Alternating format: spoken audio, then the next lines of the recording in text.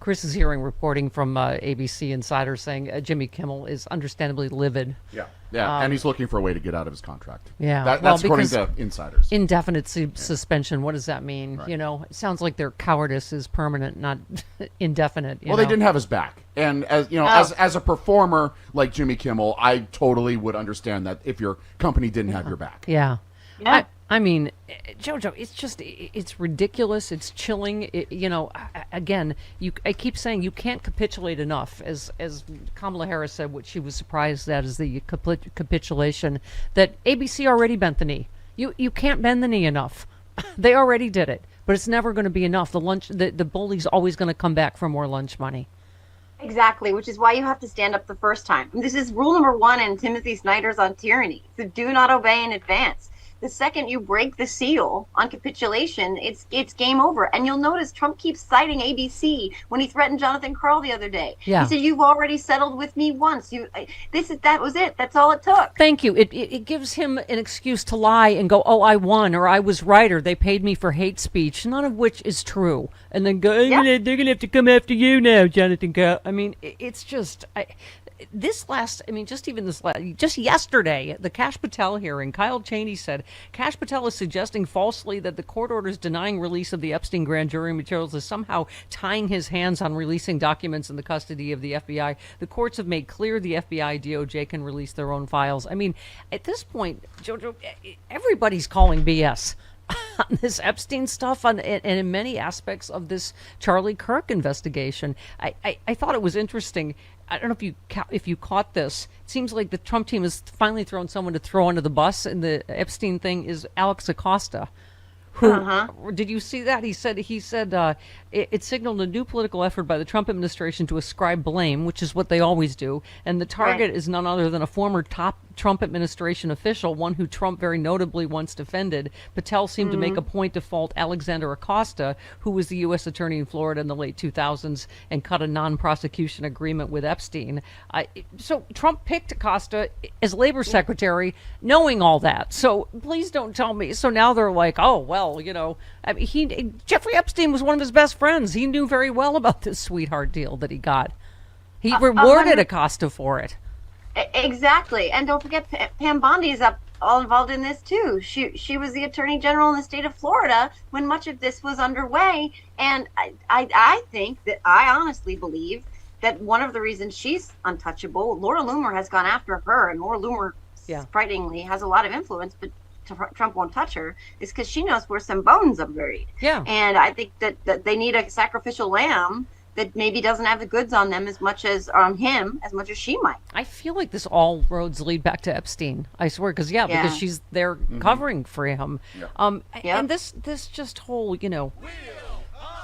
Right-wing hypocrites. It just goes on and on. Pam Bondi, to your point, said businesses cannot discriminate. If you want to go in and print posters with Charlie's pictures on them for a vigil, you have to let them do that. We can prosecute you for that. Really? Well, gay couples wanting a wedding cake and professional photography would like a word. I mean, they're just hypocrites on every subject, right? Every subject. And we're looking at it right now as it pertains to free speech. This is not about freedom of speech. This is freedom of convenient speech. And this is the ultimate hypocrisy, but also the fact that they keep gaslighting the American public into thinking that it's the left that is the one emboldening and celebrating violence. That statistically is not true at all. In fact, everyone I know came out and disavowed violence in the wake of what happened to Charlie Kirk. You could hold two truths at one time. You can say what happened to him was wrong and that the things that he said were wrong. You can actually hold those two truths at one time, but that's not what Republicans want. They want absolutism here. You have to say what they want you to say, or you can't say anything at all. The difference is, I keep saying that I don't know anyone that's celebrating Charlie Kirk's death. I mean, it's if they're trying to find some fringes of the internet people or something on their side, it's all the way to the top. Yeah. It's all the way to Trump. They couldn't make enough jokes about Paul Pelosi and on and on. Well, I think it was Eric that posted his Halloween costume that year of tidy whities and a hammer. Yeah, hilarious, hilarious. Yeah. And there's Trump just embarrassing us internationally again yesterday. He was reading his speech. I believe we're the hottest country anywhere in the world. In fact, no one's even questioning it. In other news today, a concerned Fed lowered its benchmark interest rate on worries of a stagnating American economy. And his theory is breaking protocol. He's walking in front of Prince Charles. And and then there's J.D. Vance, by the way, speaking of bad jokes. J.D. Vance thinks, John Corbett said, J.D. Vance thinks it's pretty funny that fishermen in international waters are worried about being assassinated by Donald Trump. They're making jokes about, extrajudicial killings of civilians in international waters. Like, that's super funny and tough. This is the peace-loving MAGA right? And by the way, he also mocked Joe Biden's cancer diagnosis. And he also just the other day, when asked about Melissa Hartmann, said who? The person that he said he didn't even want to be bothered to call Tim Walz about. Right. So it's gaslighting. It's every accusation is a confession every time. Speaking of J.D. Vance, you wrote another piece I would like to date and kiss and marry. Uh-oh. She described J.D. Vance as malevolent mayonnaise with a smoky eye. Which, well, yeah. I mean, where's the lie? You are feel bad for mayonnaise. You are the Shakespeare of our time, ma'am. Yeah, but mayonnaise is delicious. J.D. Vance is not. Mayonnaise is delicious. Yeah. You said nobody likes J.D. Vance. Nobody. But what he represents is dangerous. You said this last week has been a lot for all of us. I'm personally run a whole buffet of emotions. I've been sad. I've been mad. I've been scared. I've been anxious. But today more than anything, I'm annoyed. And annoyed in only the way that J.D. Vance can annoy me. You said the last thing I want to do is add more fuel to the fire, but I'm sure as hell not going to sit here and let them gaslight us into oblivion. So you're talking about when he took over Charlie Kirk's podcast. I mean, there's just there's not enough gasoline they can pour on this fire, is there? No. He said, you said the guy looks like the universe tried to build a human out of mayonnaise and Catholic guilt. Yes. But as you were saying, this is who they picked: a mannequin with the raw magnetism of a DMV printer jam, a man with the sexual charisma of a dirty ashtray. This isn't Marlboro Man. This isn't John Wayne. This is a man who looks like he pulls a muscle opening a bag of chips.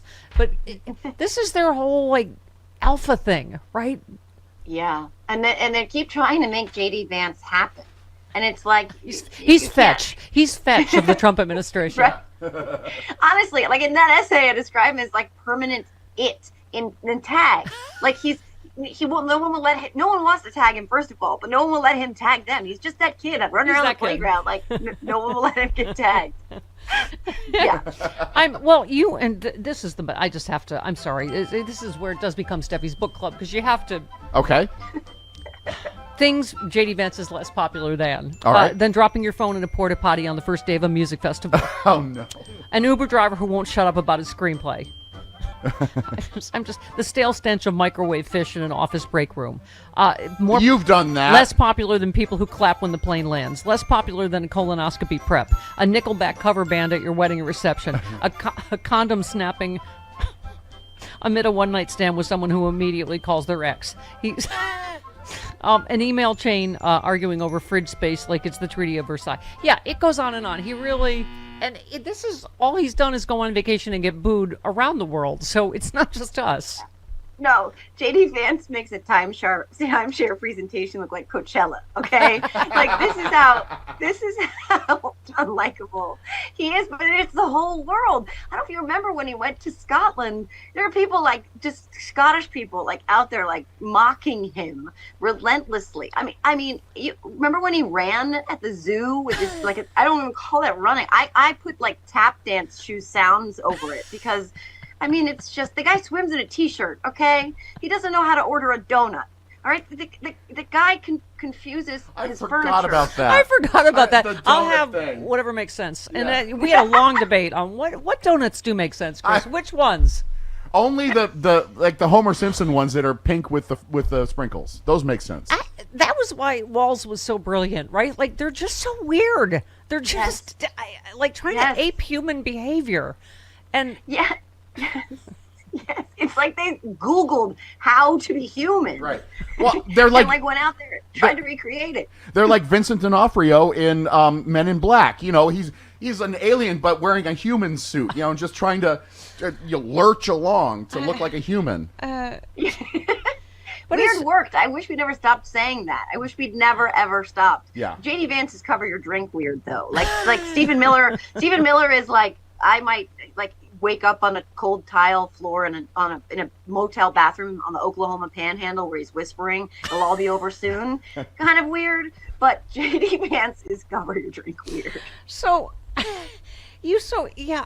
plus it's just the selective outrage is just, it is, you're right, the hypocrisy is what's going to kill us first. You just said, when he was talking about, Charlie Kirk's death, and he said, it sounds noble until you remember this is the same man who stayed mute as Alex Jones tormented Sandy Hook families for years. Mm-hmm. Jones called murdered children hoaxes, sicked mobs on grieving parents, got rightfully bankrupted for it, and JD, not a peep, no sermon about decency.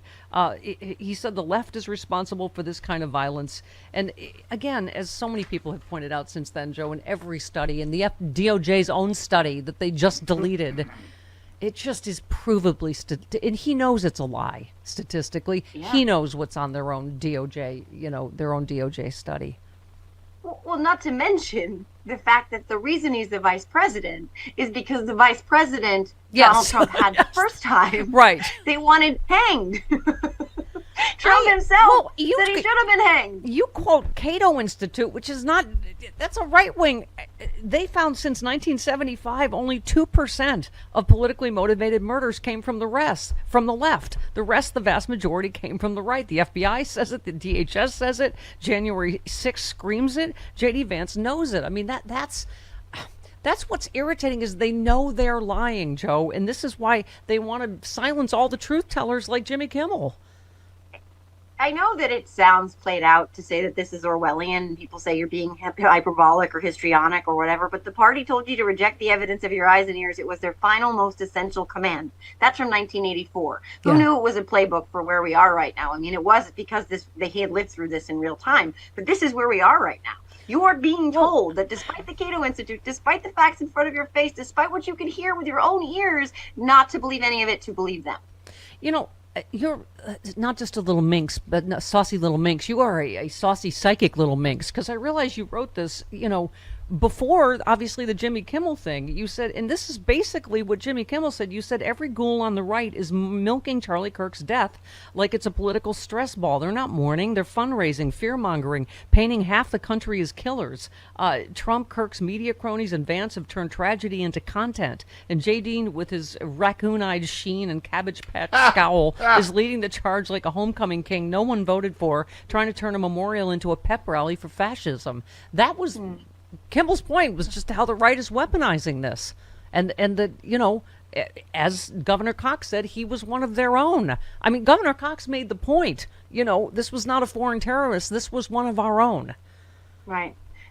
Which is also the quiet part out loud, right? Like he said he was hoping it was somebody from another country, which is a terrifying thing to say. But Jimmy Kimmel, like something that's getting overlooked, but you said it earlier, like even ABC, as it said, really essentially that he didn't overstep, that he didn't say anything inappropriate. He even pointed out there's grieving in between all the finger pointing. And that's maybe where the focus should be. But you'll notice that in between their candlelight vigils, that they're not actually grieving at all.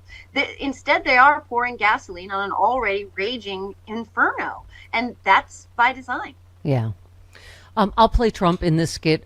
You asked me how I'm doing after Charlie's death. Oh, President Trump, condolences. How are you holding up right now? I'm doing okay. This ballroom is going to be the most fabulous ballroom ever. They've started construction. Okay. Thank you. Very good, by the way. I feel like that deserves a clap. I for a minute there, I thought I was talking to him. And then he said a game. Was it a game? Which game was he? He's doing his double handy J YMCA dance like this.